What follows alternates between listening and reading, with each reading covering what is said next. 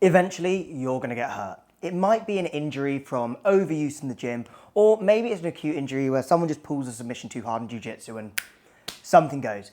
To be honest though, the reason doesn't matter more than the fact that it's going to happen, because it is. And you need to know exactly what to do when these injuries come. And fortunately for you, all injuries pass through the same 4 stages into recovery. And that is exactly what we're going to break down today. We're going to break down the 4 stages of injury recovery so you understand what to do the next time you get injured. But before we get into it, what is an injury? And it's really simple to define. It is essentially when there is damage to your body from a tissue within your body being taken past its load or volume tolerance. So an example would be if you get armbarred in jiu-jitsu really hard and it goes and your elbow snaps, all the tissues around here have been taken past their load tolerance to maintain this structure, and bang, they break. You will also have similar things like overuse injuries. So this is something you would see with runners a lot. They'll get maybe like tendonitis within a knee, and it's just from repeated impact over and over, and that tissue just isn't able to deal with the load and the volume that is being put on it over this extended period of time. So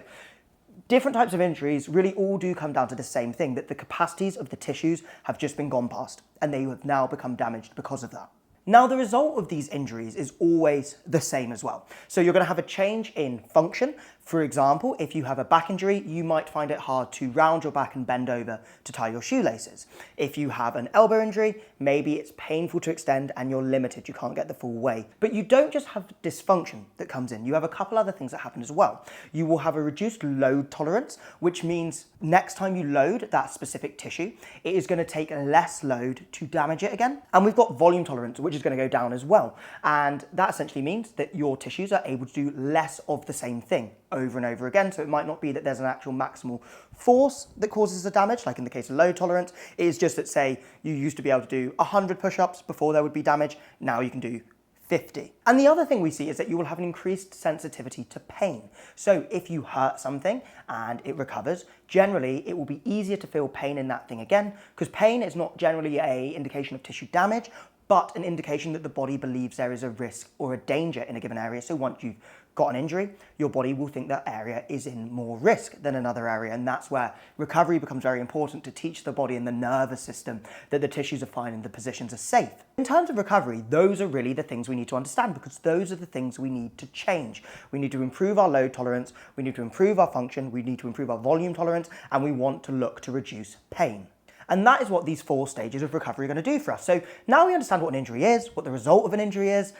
Let's get into it. Let's talk about these stages. The first thing we need to think about is, when do we start these? And whilst there are both acute and chronic injuries, such as tendinopathy being a chronic injury and a broken arm being an acute injury, there is one thing that also categorizes these injuries, and it's whether they need medical intervention first or not. An arm that is like completely snapped needs medical intervention. You are going to have to go to a doctor, get your arm set. Once that process has happened, then you can start your 4-step recovery. If you have an injury that does not need medical intervention, then you can start this 4-step recovery as soon as possible. With that being said, the inflammation phase for a lot of people can sort of be up to 5 days. So something physios often advise is like, don't really judge how bad an injury is until that inflammation phase has passed. So, you know, when we say immediately, you've got about this 5-day window where you want to get it moving, you want to make sure it's being worked, but the goal isn't necessarily to drive progress, it's just to keep the thing moving, keep blood flowing, and make sure we're testing the capabilities and seeing if there's a change over those 5 days, and then that gives us a good indication of where we're at. We start this 4-step process basically as soon as we can, and that is once a medical intervention has been performed if needed, or about 5 days afterwards. And like I say, within those 5 days, it's not like you want to do nothing, which I think is a big mistake with injuries. You don't want to do nothing and ice it and let all, you want to work it. You want to work it. For all of you who are probably going, but rice is the protocol. The rice man actually said it's wrong. So yeah, don't do rice. You want to get moving. You want to get the body working, but that's all by the by. We just need to understand that we start this 4-step process either straight away or post-medical intervention. And then the 4-step process is extremely bloody simple. So step 1 is restoring pain-free motion. The example I would give you is similar to when we spoke about a back injury. If you have a back injury, you may find it hard to bend over. So what we can do is progress a bodyweight Jefferson curl. You would start off, say, going over partial distance. You may only be able to get your fingertips to get towards your knees, but you can bend your back a little bit. Over a couple of weeks, you would do maybe 3 sets of 10, we're not looking to drive weight, we're not looking to drive volume, we're just looking to do a consistent amount of stimulus, and the goal in the progressive overload in this case is to build up range over time. Over time, you would eventually be able to get down to your toes, and we have now improved pain-free range, and this is a point where you can start training again. Now, obviously, that's one specific example, but the same goes for anything. If your back injury had caused basically no problems rounding over, but it caused a problem twisting, we would do maybe the same thing with a bodyweight twist, and we would build up to a partial twist to a full range twist, and that would allow us to progress and build that pain-free range.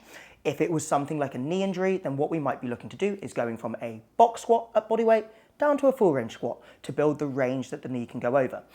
These are just some examples. What injury you have will depend on what you need to do, but your first stage is always the same. You need to restore pain-free range within the body part that is injured, or pain-free function, you could think about it as, because obviously if you've got a back injury, there's a lot going on around the back. It's not just the back that's going to contribute to that, but we're just looking to restore pain-free range and pain-free function. We're not looking to get super mobile, just back to your normal range. From there, we start thinking about volume and load tolerance, and this is where we start really rebuilding. So once we've restored pain-free range, taking the example of the Jefferson curl again, we can then start adding a bit of load to this. So those 3 sets of 10 at body weight might become 3 sets of 10 with a 5 kilo weight. And over time, we're going to slowly bump that weight up. Week to week, it might become 6 kilos, 7 kilos, 8 kilos, obviously eventually 10, 20, 30. Rebuilding that function, rebuilding the load tolerance. It's important we do this slowly so we don't re-trigger an injury, because again, remember, we've got this reduced load tolerance, so it is easier to damage that same thing again, and you need to be careful. Alongside that, we're going to rebuild volume. So with the Jefferson curl, maybe that's not the thing we build volume on. Maybe we have another exercise. With a back injury, you're normally going to have multiple functions that are a little bit messed up. So maybe we have a prone back extension where you're lying on your front and lifting up. And what we look to do is go from maybe doing 3 sets of 8 up to 4 sets of 12 over our recovery period, looking to improve that volume tolerance. And again, we want to do this slowly because we are going to have a reduced volume tolerance. So if we push it really hard, we may re-trigger an injury. And actually, whilst I'm talking about that, it's worth mentioning during this process of recovery, it is going to go up and down. Like everything in life, progress is not linear. It's going to go up and it's going to get worse and it's going to get better. What you need to look for with injuries when you're deciding if you're making it worse, you're just getting like a flare-up that needs to be managed, is how severe it is. So the way I describe this is when you've got your initial injury, right, it's going to suck. You'll kind of know how bad it hurts. You'll recover, things will get better, and then boom, maybe you get a flare-up, stuff starts coming back down.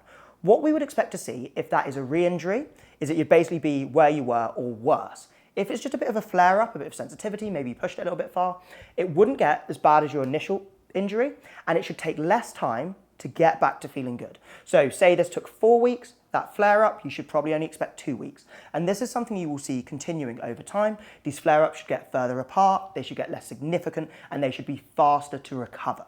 But it's worth reminding yourself that these flare-ups are going to happen, and there's no way to measure what volume tolerance you have after an injury, what load tolerance you have after an injury. You need to make a sensible guess and then start building up. And of course, those guesses are informed by the injury you have and the things we know around that and the function you've got. That is something that your PTs and your physios will be looking for. We don't just randomly guess, but that is why you always want to start conservative with an injury and build up, because you can never be sure and you can risk re-injury. So now we've rebuilt our load tolerance and our volume tolerance over normal ranges, normal functions, we can actually start now trying to progress back to normal. At this point, you'll find you've probably got relatively reduced pain and you're able to access most movements again, but the intensity and the volume of those movements is going to be lower. So let's go back to this back example. You've built up your Jefferson curl. You can now go full range on a Jefferson curl. Maybe you're even doing a bit of a deficit, and maybe you're doing it with like 30, 40 kilos. Now we're at a point where you're functioning. Your body is able to tolerate load and it's able to tolerate volume. So we need to get you back to baseline now. And this is where we would reintroduce normal movements, maybe a Zercher deadlift, maybe just a normal deadlift, to start loading the back in a similar way and progressing again. So you're not going to be able to jump in at your normal loads, right? After that stage 2. In this stage 3, you're going to probably be starting about like 50% of your normal weights, if not less. You're going to keep the intensities a bit lower. So you're going to think about maybe RP7s, maybe even a 6, depending on how you're feeling. And we're going to look to build that a little bit over time, getting up to those 7, those 8s, but you're going to be conservative at the start. And obviously you'll be looking to build that weight up week to week. The weight that triggers that RP7 is going to build over time. It won't be stuck at that 50%, which realistically will probably be an RP7. And let's just mention this here. RPE is very important for injury recovery. It's absolutely essential. So make sure you understand RPE if you don't. And the tip I'm going to give you is when you've got an injury, you need to rate your RPE off of pain-free function. So an RPE 10, for example, would be in the back. If I bend over, I feel pain. That's my 10. I have to stop straight there, even if you could push through it. Discomfort is okay, but pain isn't.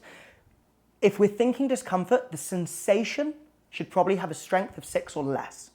Maybe even lower than that, if you want it to be sensible. If we're thinking pain, you're going to start thinking that 7, 8, 9, 10 level of sensation. So you want to differentiate those. You will have a bit of discomfort, but we shouldn't be getting pain. And that is normally going to be a load that gives you about RP 7 in intensity, RP 6. You want to go off feel with injuries because they are going to go up and down. There's no way to predict it. We need to ride the wave. In this stage, as well as building up the load, we would also look to build up the volume tolerance again. So we may use a movement like the Zercher deadlift to be the thing we're building load with, and then maybe we use something like a back extension on a GHD or a 45-degree, I don't know what they're called, Roman chairs or something, 45-degree back extension where you're on here and you extend your back, and maybe we'd look to build volume with that. So again, we're going to target these two elements, rebuilding over time. As you do that, you should be seeing improvements in function because, of course, we're training the functions of the injury. If it was an elbow injury, we'd be doing curls and extensions and twists, looking to rebuild that volume and load. So your functions will improve and your pain will reduce because over this time, what we've done for your body is we've proven it can go through range